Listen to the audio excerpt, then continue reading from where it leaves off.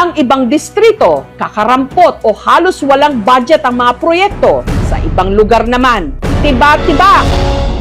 Sa inilabas na listahan ng PCIJ o ng Philippine Center for Investigative Journalism kamakailan, makikita ang 15 mga distrito na nakatanggap di mano ng lion's share o pinakamalaking parte mula sa espesyal na pondo ng DPWH. At ang nanguna sa listahan, ang unang distrito ng Ilocos Norte, kung saan ang tumatayong congressman ang presidential son, Sandro Marcos. Sumunod naman sa kanya ang Leyte 1st District na distrito naman ng pinsan ng Pangulo, ang dating House Speaker Martin Romualdez. Sa PCIJ report, binansagan sina Congressman Marcos at dating Speaker Romualdez bilang pork barrel kings. At ang tawag daw sa pondong kanilang natanggap, allocables, na ayon sa PCIJ report, ang siyang bagong anyo ng pork barrel.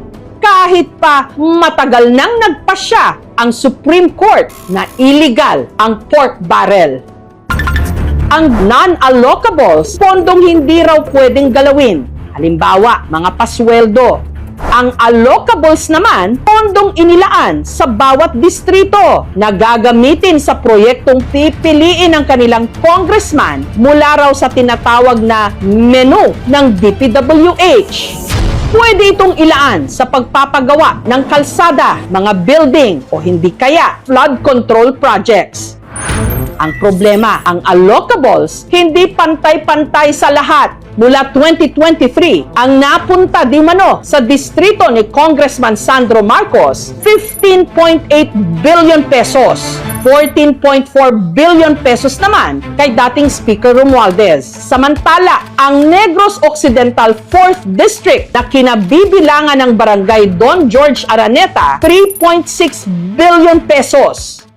Depensa ng dating DPWH Secretary Manuel Bunoan at ni-resigned DPWH Undersecretary Cathy Cabral. Meron daw kasing sinusunod na formula na ang nakakaalam daw ilang tao lang. Meron kayong tinatawag na allocable. How much percent is that? A legislative allocable for House and the Senate, approximately 50% of the budget savings. Meron kami kasing the allocation, Your Honor, under the NEP. This will determine actually what would be the allocable amount per legislative district. Ang formula pong yun, ay kahit kailan po ay hindi na ipaliwanag sa amin ni Yuse Cabral. Malaki siyang red flag, no? Kasi pondo natin to eh. Kailangan ng transparency kung paano nag-arrive sa mga formula na to. Kailangan i-explain bakit kaya yung mga kamag-anak ng presidente yung pinakamaraming nakuha. Valid kaya yon? Is it science-based? Delikado yung ganong sistema, no? Na mga politiko yung nagde-decide kung magkano yung napupunta sa kapwa nilang mga kongresista.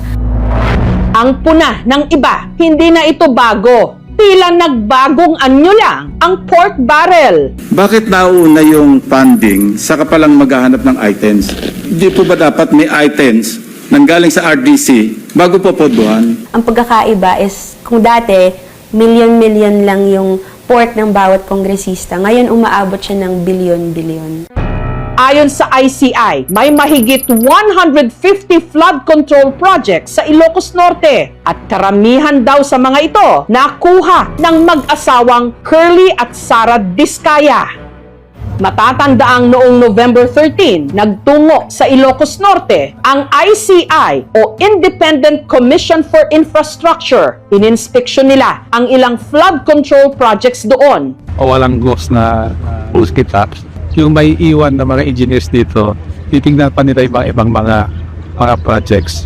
Pero ayon kay former Ilocos Sur Governor Chavit Singson, maraming mga substandard o maanumalyang proyekto sa Ilocos Norte ang hindi na napuntahan ng ICI. Pero Gov, let's talk about the flood control projects sa Ilocos Norte. Ano ba nalalaman nyo on the flood control projects in Ilocos Norte? Si Sandro, nandun din ang anomalya. The third biggest flood control, nandun yung mga ghost project. Pagpunta nga ni ICI, ginanlang niya ng kamay, natatagal na semento. Substandard. So, hindi na pinuntahan yung mga ghost project. umalis na kagad sila. Any reaction or comment on this na sinabi po ni Janet Simpson? We are transparent. We will go to every part of the country. Ang hindi ko alam, sinasabi ni Sandigo, involved si Sandro. Pati po si Congressman Sandro Marcos, meron din pong pinapasok taon-taon. Lahat-lahat, ang kabuuan ay 50.938 billion pesos. Ganon kagahaman, and I'm always telling everybody, greediness is the downfall of every leader. Sobrang sakim, kaya yan ang downfall ang mga Marcoses.